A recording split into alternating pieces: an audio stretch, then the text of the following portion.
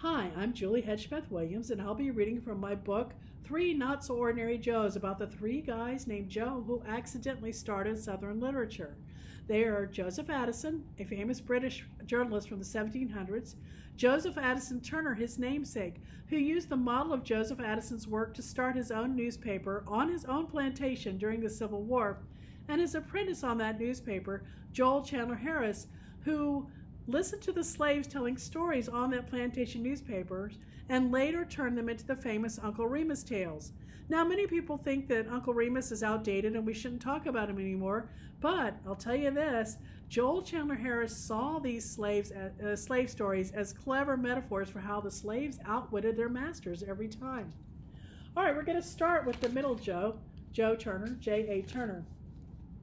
Joseph Addison Turner crumpled his newspaper closed in disgust. There it was, the rumors confirmed in print. South Carolina had formally declared that she was expecting to secede from the United States of America. The would-be runaway daughter, rebellious like a foolhardy hothead, was going to bring nothing but ruinous war and untold grief to herself and to the South, like any family who suffered ruination due to a daughter's indiscreet behavior. On a trip to Eatonton, Georgia, sometime after the opening shots of Fort Sumter, Joe Turner crumpled his newspaper again in disgust from his place on the dilapidated post office couch, the news having been confirmed at last. You heard rumors via the Negroes. They always seem to know the news first, but he liked to confirm it in the newspapers, and here it was. A foul spirit showing in his dark eyes, Joe limped back to his Negro driver and homeward to his plantation, 9 miles away, his heart heavy with the news that the war had come at last. As Joe saw it, with the advent of the Confederate States of America, a new society had to be created, and quickly. A new government had to be formed with policies put in place to protect the hotly disputed system of slavery. Diplomatic relations had to be worked out among the nations of the world.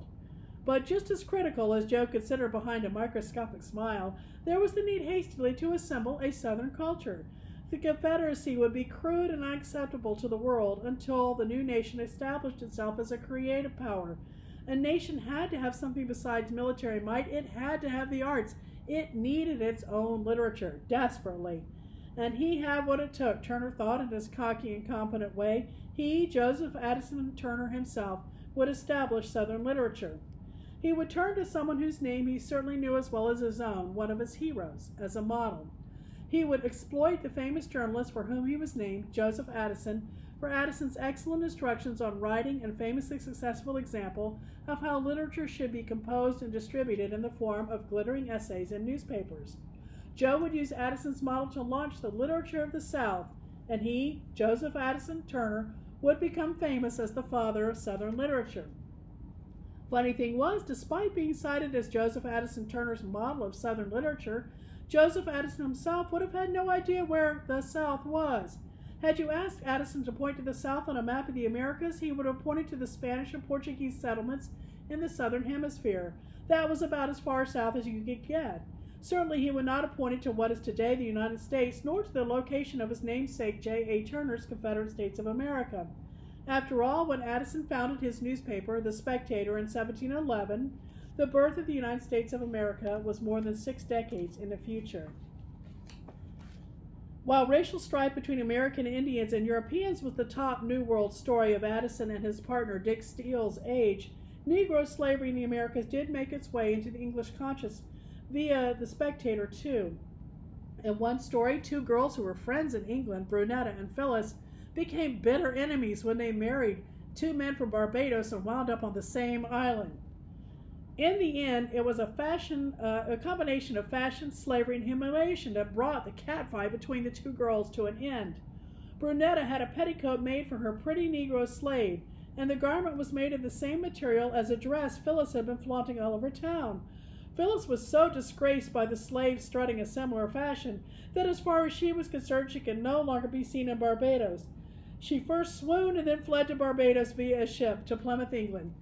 That was the kind of story told in The Spectator, and a little moralistic, very entertaining, and this was the model J.A. Turner picked when he established his own newspaper, The Countryman, on his plantation, and he finally had a hit. After many tries, everyone read The Countryman.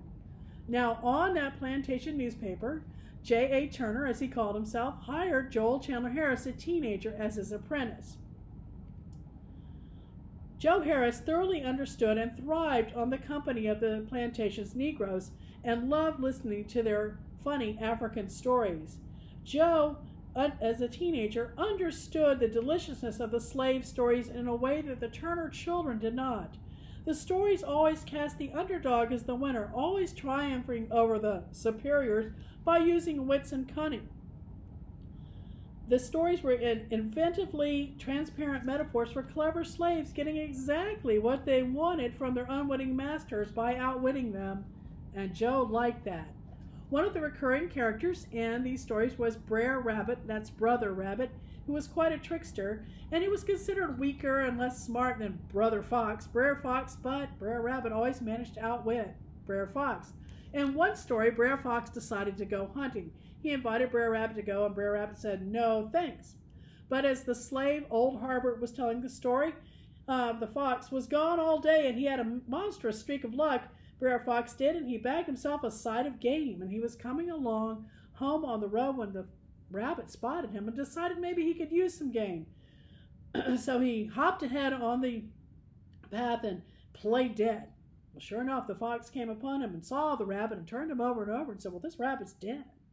But he's probably been here too long. He's probably rotten." So the fox moved on. Well, as soon as the fox was out of sight, Brer Rabbit leaped up very much alive and hopped ahead through the woods and back onto the road and flung himself in front of the fox again, playing dead once more. The fox thought about it and said, "Oh, this rabbit's dead. Very juicy looking.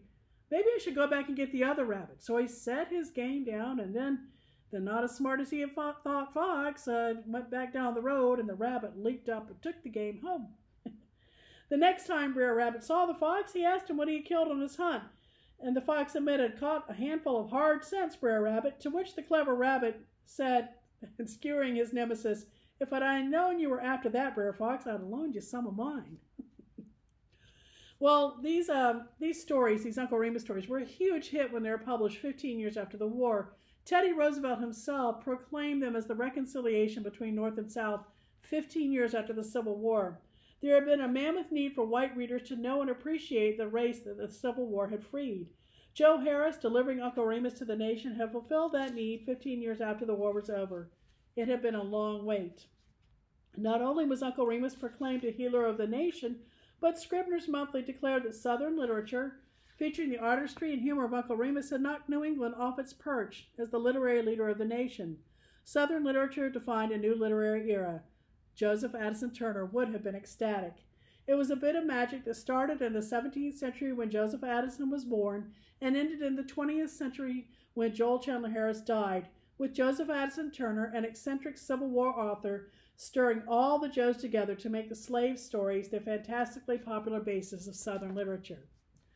I hope you enjoyed that. Thanks.